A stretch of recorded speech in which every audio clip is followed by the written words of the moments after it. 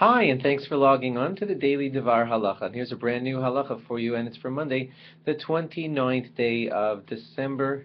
Here we go. We're continuing now in the holiness that we must accord Svarim, Hebrew books, and here's your next law. You are never allowed to take a sefer into the bathroom while holding it in your hand. Okay, so if you have a siddur or a chumash or something and you want to walk into the bathroom with it in your hand, that would be considered inappropriate. If the siddur or chumash is concealed inside of one covering, then according to some rabbis that is good enough because it is, not right sort of kind of out in the open in the bathroom, it's covered. But according to a lot of rabbis, it's better if it's covered by two coverings. Like, let's say it's in a bag and the bag is in an attaché case or something like that.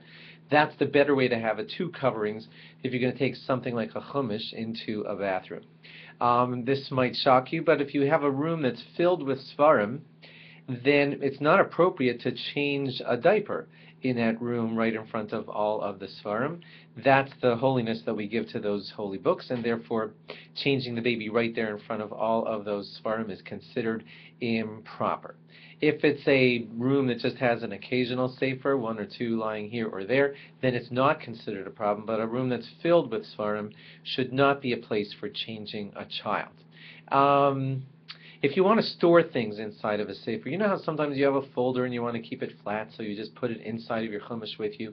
That's not considered appropriate either, to have your chumash be your storage thing for your history notes or whatever. The only thing that could belong inside of a chumash is special holy Torah notes. But to just store some history stuff or whatever, or some math tests inside of a chumash is considered improper. What if a person wanted to just store some blank papers in his Gemara, and he was going to use those blank papers to take Gemara notes in Shir? Then Rav Moshe Feinstein Zatzal said that that's okay, because obviously carrying those papers inside of the Chumash or Gemara was so that those papers can be there, to enhance the learning of and the taking notes of Shir for Gemara. If you're learning ever and you want to, there's a flat table in front of you and you want the sefer that's in front of you to be tilted upwards a little bit, and therefore you want to prop it up with another sefer.